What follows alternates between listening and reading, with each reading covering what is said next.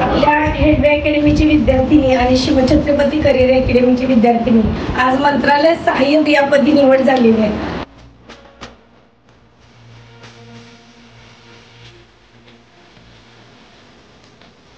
कालचा क्षण म्हणजे 7:30 वाजता एक साधकता वेगळी होती आणि 7:30 नंतरचा क्षण वेगळा होता.